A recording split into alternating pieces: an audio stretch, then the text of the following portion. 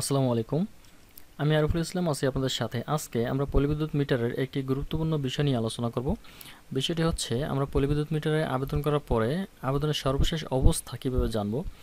আমরা পলিবিদ্যুৎ মিটারে আবেদন করার পরে আমাদের আসলে এই বিষয়টা নিয়ে জানা উচিত যে আসলে পলিবিদ্যুতের আবেদন যে আমরা করেছি আবেদনটি কোন অবস্থায় আছে। আপনারা জানেন যে পলিবিদ্যুতের যে ওয়েবসাইট যেখান থেকে মিটারে আবেদন করা হয়, এই ওয়েবসাইটটি আসলে মাঝে মধ্যে আপডেট করা হয়। তো সর্বশেষ আপডেট অনুযায়ী আমরা কিভাবে মিটার আবেদনের সর্বশেষ অবস্থাটি জানব সে বিষয় নিয়ে এই ভিডিওতে আলোচনা করব এবং দেখব। তার আগে ছোট্ট একটি রিকোয়েস্ট, যদি আপনি আমার চ্যানেলে নতুন হয়ে থাকেন তাহলে চ্যানেলটি অবশ্যই সাবস্ক্রাইব করুন এবং যারা অলরেডি সাবস্ক্রাইব করেছেন তাদেরকে জানাই অসংখ্য ধন্যবাদ। ওকে, আমরা যদি পলিবিদ্যুৎ মিটারের আসলে মিটার আবেদনের সর্বশেষ অবস্থা জানতে চাই তাহলে যে কোনো একটি ব্রাউজার ইউজ করে আমাদের চলে আসতে হবে গুগলে এসে এখানে আমাদের সার্চ করতে হবে বিআরইবি, যে অনলাইন পোর্টালটি আছে এখানে আমাদের প্রবেশ করতে হবে। ওকে, এখান থেকে আমরা মিটার আসলে আবেদন করে থাকি। এখান থেকে এসে আমরা যে দেখতে পাচ্ছি হোম আবেদন, হ্যাঁ, এখান থেকে শিল্প সংযোগ আবেদন, জামানত ও ফি জমা, অভিযোগ জমা দিন, সিটিজেন চার্টার, অন্যান্য সেবার আবেদন, ঠিক আছে। এখান থেকে আমরা আবেদনের এখানে কার্সার রাখবো। আবেদনের এখানে কার্সার রাখার পরে আমরা দেখতে পাচ্ছি আবেদনের সর্বশেষ অবস্থা জানুন, হ্যাঁ, আবেদনের সর্বশেষ অবস্থা জানুন, এখানে আমরা ক্লিক করব। এখানে ক্লিক করার পরে আমরা দেখতে পাচ্ছি ট্র্যাকিং নম্বর এবং পিন নম্বর। এখানে দুইটি তথ্য আপনাকে দিতে হবে, ট্র্যাকিং নম্বর এবং পিন নম্বর। আপনি আবেদন করার পরে আবেদন কপিতে অবশ্যই ট্র্যাকিং নম্বর এবং পিন নম্বর দেওয়া হয়েছে এবং আপনার এসএমএসের মাধ্যমেও আপনাকে দেওয়া হয়েছে এই আবেদন নম্বর, ট্র্যাকিং নম্বর এবং পিন নম্বর। তো আমরা চলে আসবো আবেদন কপিতে।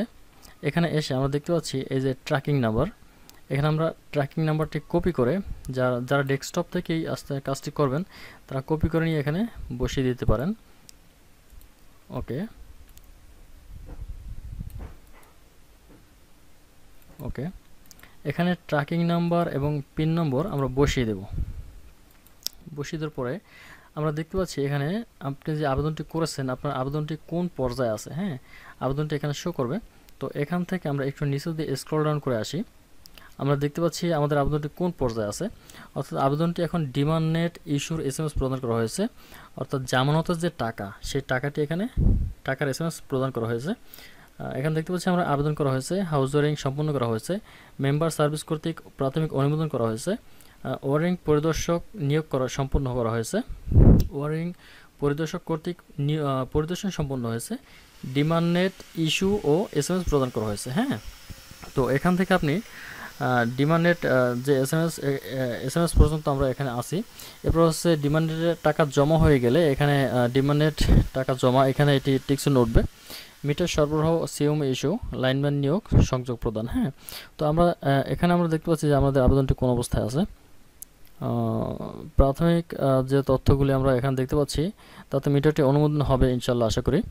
তো পলিবিদ্যুৎ মিটারের আবেদনের সর্বশেষ অবস্থা জানার জন্য এই নিয়মটি সবাই অবলম্বন করবেন এবং এই নিয়মটি অবলম্বন করার মাধ্যমে আপনি পলিবিদ্যুৎ মিটার আবেদনের সর্বশেষ অবস্থা জানতে পারবেন।